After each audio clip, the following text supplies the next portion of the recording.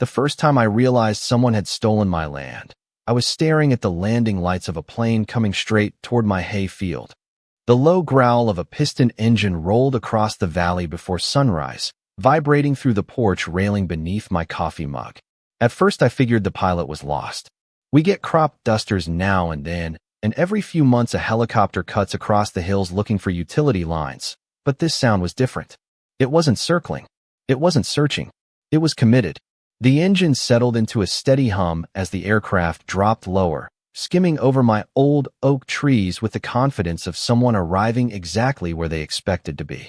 Then the tires kissed the grass less than 200 yards from my barn. A cloud of dust drifted through the cool morning air, carrying the unmistakable smell of aviation fuel mixed with freshly cut hay. I stood frozen on my porch, coffee forgotten in my hand, watching a white single-engine airplane roll across the center of my property like it belonged there. The pilot waved at me through the side window. Actually waved. Like I was the neighbor watching another ordinary Tuesday morning. My name is Ethan Walker. I'm 38 years old, a civil engineer by trade, and that 120-acre farm outside Bozeman, Montana, has belonged to my family longer than the county courthouse has stood. My grandfather bought the place after returning from Korea. My father repaired every fence by hand. I spent my childhood chasing grasshoppers through those same fields before leaving to build highways, bridges, and drainage systems across the country. After Dad passed away 2 years earlier, I finally came home believing the hardest part would be learning how to run the farm again. I had no idea the real surprise had already been waiting for me. The pilot shut down the engine, climbed out, stretched like he'd just finished a routine commute, and started tying the airplane to steel anchors driven into my field. Anchors I had never installed. Then another pickup truck appeared from the opposite side of the property. A man wearing a reflective vest hopped out carrying bright orange traffic cones and began placing them along the grass strip with practiced efficiency. Neither of them asked permission. Neither of them even looked uncertain. They moved with the confidence of people repeating a process they'd followed hundreds of times before.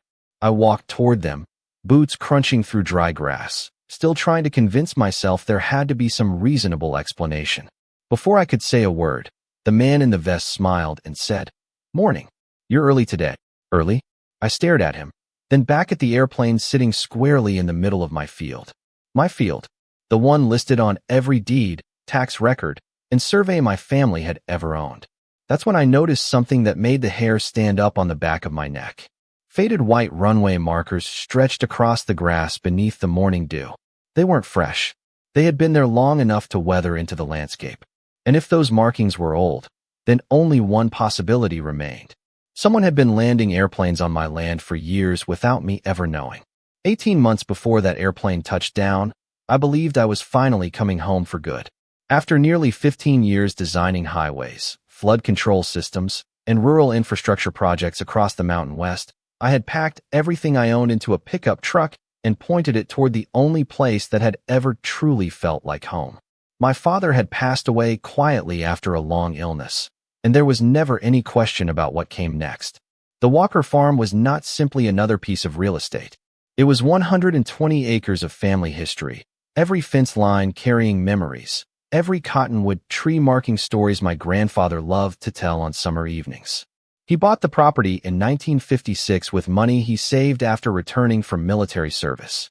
Back then the valley was mostly cattle ranches and wheat fields, and neighbors measured trust with handshakes instead of contracts.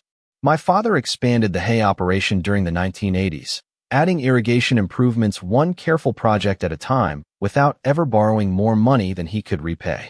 He always told me that land deserved patience because it remembered every decision a family made. When I left for college to study civil engineering, he smiled, shook my hand, and said that learning how things were built would someday help me protect what mattered most. I did not understand those words until years later. My career kept me moving from one state to another, supervising bridge inspections, reviewing construction permits, and solving drainage problems for counties that barely knew my name. Every few weeks I called my father, and every conversation ended the same way. He would tell me the hay was growing well, the creek was running clear, and my room was exactly where I had left it. Even after his health declined, he insisted the farm was under control. He hired local contractors for seasonal work, leased a small section for grazing during the summer, and paid the property taxes every year without fail. When he passed, the paperwork transferred smoothly into my name. The attorney confirmed the deed. The county confirmed the tax records. The insurance company updated the policy. Everything appeared exactly as it should have been. During my first months back, I spent nearly every day repairing fences, servicing tractors, replacing broken irrigation valves, and cleaning decades of tools that still smelled faintly of grease and cedar shelves.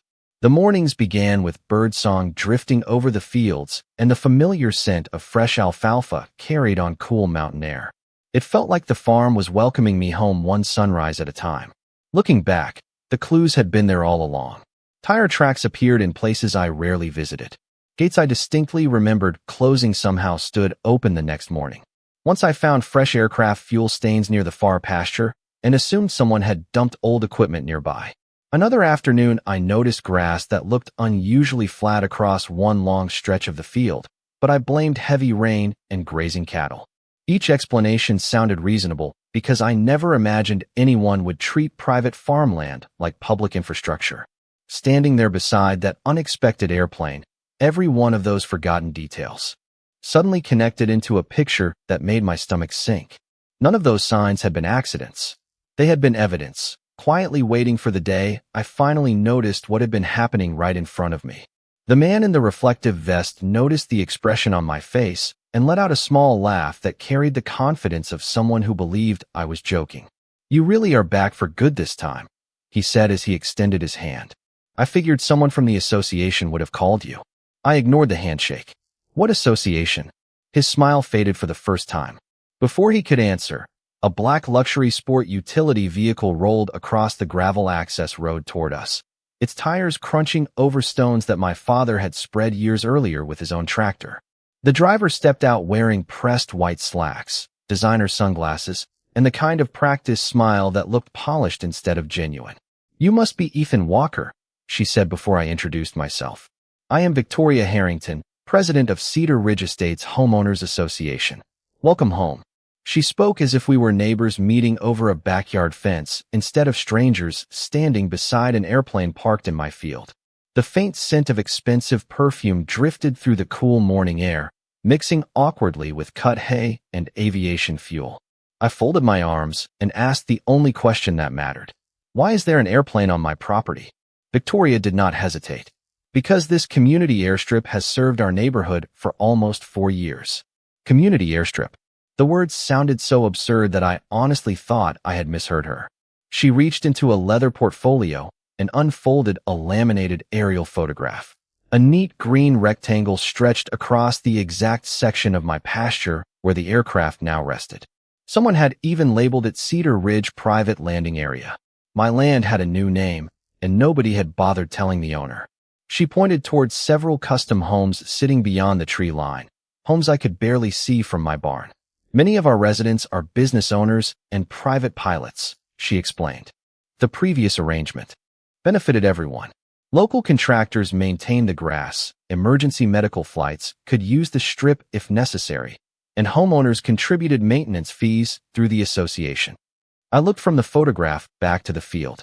Freshly painted distance markers, steel tied-down anchors, wind direction indicators near the fence, and a narrow gravel parking area hidden behind a row of cottonwoods suddenly stood out like pieces of a puzzle finally assembled. None of those improvements had existed when I was growing up. They had not appeared overnight either. Someone had invested time, money, and planning into transforming my pasture while believing they would never be questioned. "Who gave you permission?" I asked quietly. Victoria paused just long enough for me to notice. The property had been considered inactive for years, and we understood the necessary arrangements had already been addressed. She carefully avoided answering the question. My years reviewing construction contracts taught me that people who possess real authority rarely dance around simple facts. They answer directly because documentation protects them. People who rely on assumptions usually speak in polished phrases designed to sound official without actually saying anything. As another airplane appeared as a distant speck against the bright Montana sky, lining up with the same invisible runway across my family farm, one thing became painfully clear. This had never been a misunderstanding. It had become a routine business operation, and somewhere along the way an entire neighborhood had convinced itself that my property belonged to them. The second airplane touched down less than 15 minutes later, and nobody asked for permission then either. Its propeller slowed to a lazy spin while another pilot climbed out carrying a leather flight bag, chatting casually with the first man as if they had met there every Saturday for years. The smell of warm engine oil drifted across the field while sunlight reflected off polished aluminum wings that now sat squarely on my family's hay ground. Victoria glanced at her watch with the relaxed confidence of someone following a schedule. "This is our busiest weekend," she said. "You picked an interesting time to return." I looked at her in disbelief. "Our busiest weekend?" She smiled politely. The Homeowners Association hosts a monthly fly-in breakfast for residents and invited guests. It has become something of a tradition. Before I could respond, more vehicles rolled toward the pasture from the subdivision. Pickup trucks, luxury sport utility vehicles, golf carts, and even a catering van lined the gravel path that cut through the edge of my property. Folding tables appeared beneath portable tents. Coolers were unloaded. Someone carried stacks of paper cups, while another volunteer placed temporary signs reading pilot parking with bright blue arrows pointing deeper into my field. It looked less like an unexpected gathering and more like a carefully rehearsed event that had been repeated dozens of times. The sound of friendly conversations mixed with birds singing in the cottonwoods, creating the strange illusion that everyone belonged there except me. I stopped one older gentleman wearing a baseball cap embroidered with a small airplane. "How long has this been going on?" He looked surprised by the question. "Almost 4 years now. Best little private strip in the county. Smooth approach, good drainage, and the association keeps it in excellent shape." For years, the number echoed in my head. For harvest seasons, for winters, for springs. While I was designing public infrastructure across 3 different states, someone had quietly built a private aviation business on my own land. Victoria handed me a glossy community newsletter as though she were presenting evidence that should impress me. The cover featured smiling families standing beside airplanes with a large headline celebrating Cedar Ridge Aviation Weekend. Inside were photographs of children exploring cockpits, charity breakfasts, holiday flyovers, and community awards recognizing the association for promoting local tourism. Every image had been taken on my property. Every event had used my field as its centerpiece. Then I reached the back page. A sponsorship section listed annual landing memberships, guest pilot fees, event registration, packages, and reserved aircraft parking donations. The numbers were impossible to ignore. This was not simply neighbors sharing open space. Money had been changing hands. Regularly, quietly, professionally. "You have been charging people?" I asked. Victoria folded her hands together.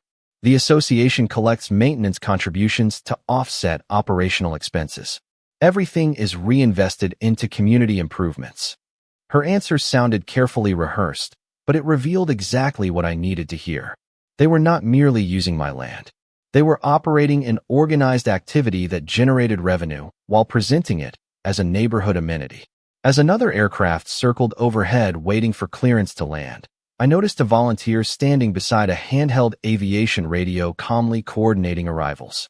They even had procedures. Looking across the field, I realized the runway itself was only part of the story. The real operation stretched far beyond the grass beneath those airplanes, and somewhere there had to be paperwork explaining who believed they had the authority to build an entire business on land that had never stopped belonging to my family. By noon, I had left the field without arguing any further because experience had taught me something that engineering never failed to prove. When people become comfortable ignoring rules, they eventually leave a trail of documents behind. I drove straight into town with dust still clinging to my boots and parked outside the small law office that had handled my father's estate. The receptionist recognized my last name immediately and offered a sympathetic smile before leading me to an attorney named Daniel Brooks. He listened carefully while I explained everything, never interrupting, only taking notes with slow, deliberate strokes across a yellow legal pad. When I finished, he leaned back in his chair and remained silent for several seconds. Finally, he sighed. "Ethan, property ownership is usually straightforward, but situations become complicated when land has been openly used for years without objection." I reminded him that I had been working in different states, and that my father had been seriously ill. During much of that time, Daniel nodded. That matters, but you need more than frustration. You need evidence. You need to understand exactly how they believe they acquired the right to operate there. His answer was honest, but it felt like someone had quietly lowered the temperature in the room. I had expected immediate confidence. Instead, I walked out carrying a folder filled with copies of my deed, tax records, and survey maps, along with the uncomfortable realization that simply owning land did not automatically end a dispute. My next stop was the county offices. The familiar scent of old paper, floor polish, and fresh coffee filled the building while clerks moved calmly between filing cabinets that seemed older than I was. I requested every publicly available document connected to my parcel and the neighboring subdivision. The clerk printed several maps, zoning records, and permit summaries. Nothing authorized an airstrip on my property. Nothing transferred ownership. Nothing showed an easement allowing aircraft operations. Yet one employee quietly mentioned that Cedar Ridge Estates had become influential over the past few years because several board members donated generously to community projects and frequently attended county meetings. It was not an accusation. It was simply an observation. As I drove back toward the farm that afternoon, I noticed something I had overlooked before. Along the entrance road leading into the subdivision stood a professionally designed wooden sign welcoming visitors to Cedar Ridge Estates. Beneath the neighborhood name appeared a smaller line of polished brass lettering that read Private Aviation Community. My stomach tightened. They had advertised the runway publicly. They had built an identity around it. New homebuyers had probably been shown glossy brochures featuring airplanes landing on my family's field without ever realizing the ground beneath those wheels belonged to someone else. Back at the farm, I stood beside my father's weathered barn while another aircraft passed overhead, its engine fading into the distance as evening settled across the valley. For the first time since returning home, I questioned whether everyone else had been right. Maybe the association had buried the truth beneath years of paperwork, assumptions, and confidence until fighting back seemed impossible. But then I looked across the pasture where my grandfather had planted windbreak trees decades earlier. Those trees had survived blizzards, droughts, floods, and countless Montana winters because their roots reached deeper than anyone could see. My family had always believed that the strongest foundations were the ones hidden beneath the surface. If the truth still existed anywhere, I had a feeling it was waiting somewhere my grandfather had expected me to look. That evening, I unlocked the old machine shed behind the barn, a place my grandfather always called the memory of the farm. The wooden door groaned against the concrete floor as the familiar scent of aged pine, machine oil, and dry paper filled the cool air. Dust floated through narrow beams of sunset pouring between weathered wall boards. Most people would have seen nothing more than shelves stacked with rusted tools, faded coffee cans filled with bolts, and decades of forgotten equipment. I saw a lifetime of carefully preserved records because my grandfather never trusted memories when facts could be written down. He believed every fence, every well, every culvert, and every property corner deserved documentation. I pulled down heavy binders labeled in neat handwriting that had not changed in 40 years. Survey records, irrigation improvements, boundary maintenance, easement agreements. Every folder revealed another layer of the farm's history. Receipts from local surveyors, hand-drawn sketches showing fence repairs after winter storms, letters exchanged with neighboring ranchers confirming property lines with simple courtesy that seemed almost unimaginable today. Hours passed before I reached the bottom drawer of an old steel filing cabinet hidden beneath a stack of worn topographic maps. Inside rested a thick manila envelope sealed with my grandfather's initials. Across the front, he had written only 4 words. Original boundary documents. My heartbeat quickened as I carefully opened the envelope. The first document was the original. Certified land survey completed decades earlier, complete with official seals, precise measurements, and permanent monument locations matching every legal description on my deed.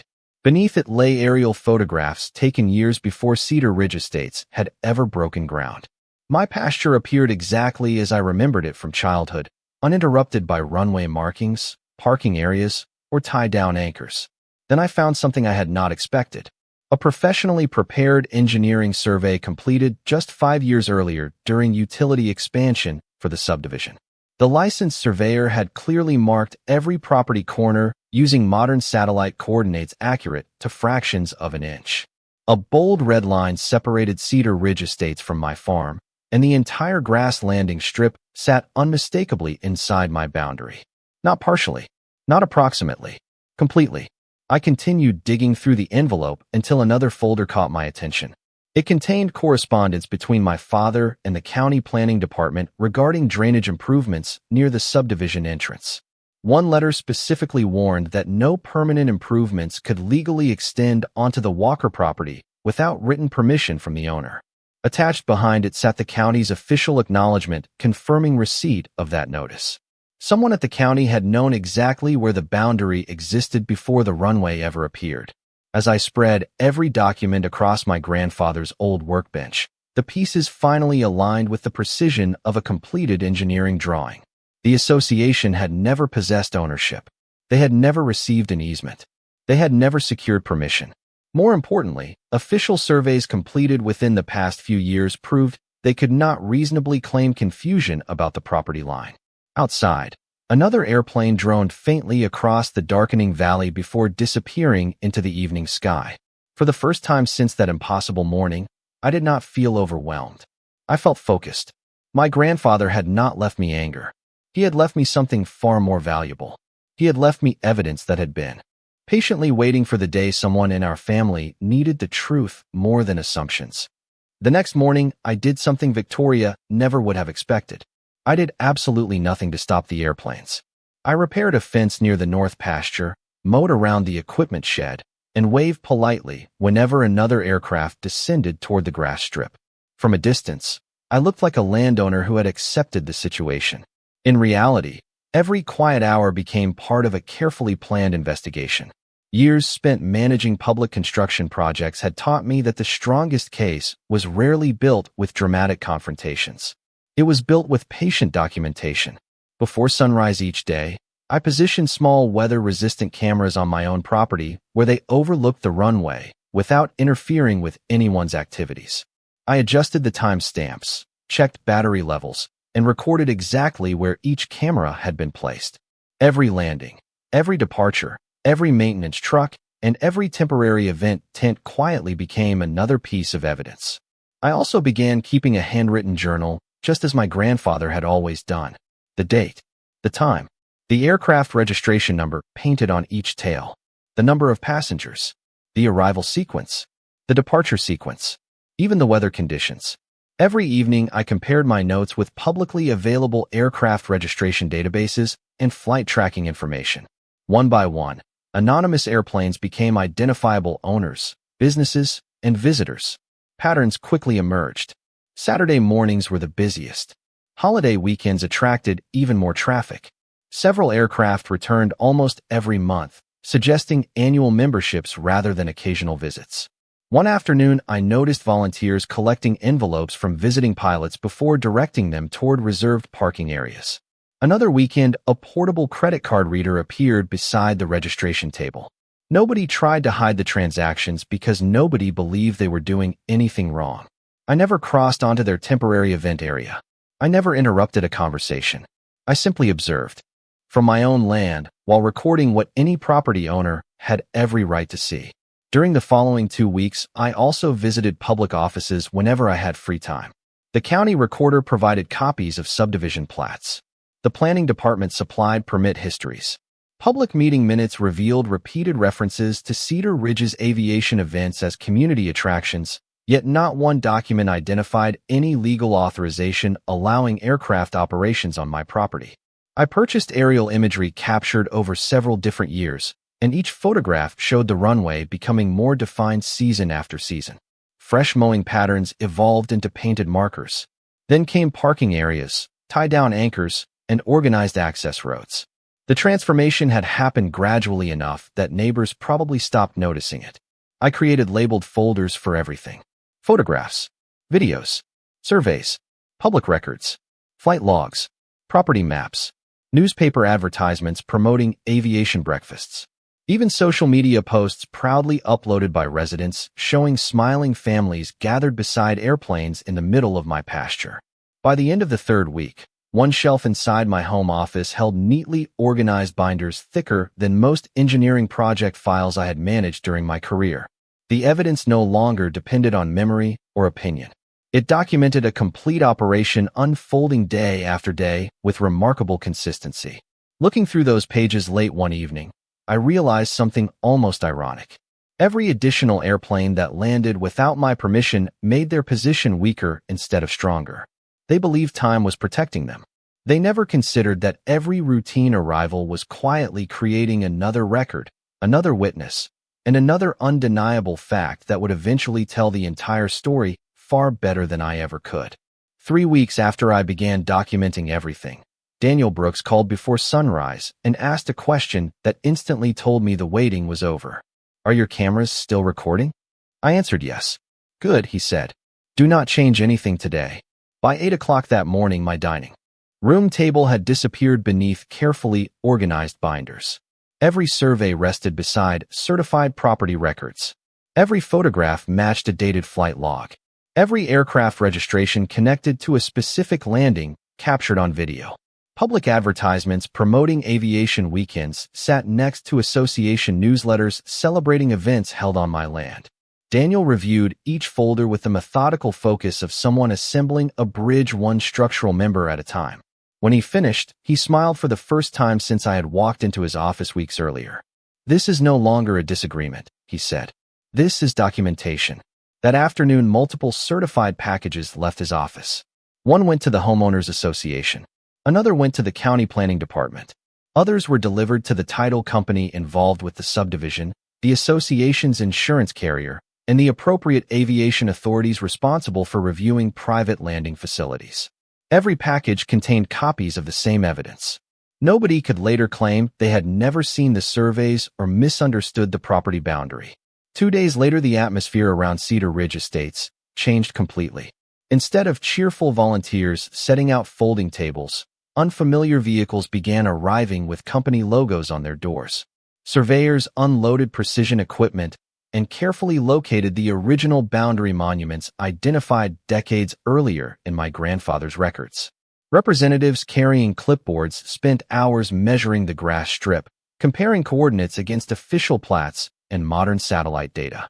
Nobody laughed anymore. Nobody waved casually across the pasture. Victoria stood nearby, speaking into her telephone almost continuously while watching each measurement with growing concern. By the following week, the monthly fly and breakfast had quietly disappeared from the community calendar. Temporary signs directing aircraft toward the runway were removed before sunrise. The portable aviation radio vanished. Reserved parking markers disappeared. Then a notice appeared on the subdivision bulletin board announcing that all aviation activities had been suspended pending legal review. Residents gathered in small groups near the clubhouse, speaking in hushed voices while looking toward the empty field that had defined their neighborhood for years. Several homeowners eventually approached me, not with anger, but with genuine confusion. Many admitted they had purchased homes believing the landing area had always been a legitimate community feature. Sales brochures had presented it that way. Promotional photographs had reinforced the impression. They had never imagined the runway existed entirely on someone else's property. The final turning point arrived during a county meeting attended by representatives from multiple organizations reviewing the documentation together. The certified surveys aligned perfectly with the recorded deeds. Historical aerial photographs confirmed exactly when the runway appeared. Public advertisements demonstrated organized operations over several years. My journals, camera footage, and flight records established a consistent pattern that nobody could realistically dispute. Piece by piece, every assumption supporting the association's story quietly dissolved beneath verified facts. As I drove home that evening, I passed the entrance sign welcoming visitors to Cedar Ridge Estates. Someone had already removed the polished brass panel describing it as a private aviation community. Only the outline remained where the metal had been fastened for years, a faint rectangle catching the last light of the Montana sunset. It struck me that truth rarely arrived with dramatic speeches or raised voices. Sometimes it arrived one document at a time until there was simply no room left for anything except the facts. By the time autumn settled across the valley, the field sounded different. The steady chorus of airplane engines had been replaced by wind moving through tall grass, meadowlarks calling from the fence posts, and the familiar creak of the old irrigation wheel my father had repaired countless times. It was the soundtrack I remembered from childhood, long before anyone had imagined turning our pasture into something it had never been. The legal process continued for months. But the most important decision happened quickly. Aircraft operations stopped completely while the documentation was reviewed, and they never resumed. The certified surveys, historical records, and public filings all pointed to the same conclusion. My family's ownership had never changed. The runway had simply been built on assumptions that could not survive verified facts. The association quietly removed the remaining aviation equipment from the property. The steel tie-down anchors disappeared one by one. The portable windsock came down. Temporary parking signs vanished. Fresh grass gradually covered the faded runway markings until the field once again looked like the hay pasture my grandfather had purchased decades earlier. One afternoon, I watched workers carefully loading the last of the orange traffic cones into a trailer. Nobody argued. Nobody celebrated. Everyone simply understood the chapter had ended. Several homeowners eventually stopped by the farm to introduce themselves properly. Many apologized for believing the promotional materials they had been shown when purchasing their homes. They admitted they had assumed every improvement had been approved because it had existed for years. I never blamed them. Most had trusted what appeared official, just as I probably would have done in their position. We talked about fences, weather, irrigation, and wildlife instead of lawsuits and surveys. Over time, those conversations slowly replaced the tension that had settled over the valley. Even Daniel Brooks smiled when he visited one afternoon to return several original documents after certified copies had been preserved in the case file. He rested one hand on the weathered workbench inside the old machine shed and looked at my grandfather's neatly labeled folders. "These papers protected your family twice," he said quietly. I knew exactly what he meant. My grandfather had spent a lifetime recording details that most people would have considered unnecessary. Decades later, those same details became the strongest voice in the room. Before winter arrived, I installed a simple wooden sign near the entrance to the pasture. It was not large, decorative, or expensive. White letters on dark cedar read, "Only private property." Nothing more needed to be said. Every time I drove past it, I remembered the morning when a pilot had waved at me as though my own land belonged to someone else. I also remembered how easy it would have been to react with anger instead of patience. If I had, I might never have uncovered the evidence that ultimately resolved everything. Looking across the field today, it is difficult to imagine that airplanes once lined up where hay now grows shoulder high beneath the Montana sun. The grass has reclaimed the old landing strip so completely that only I know exactly where the wheels once touched down.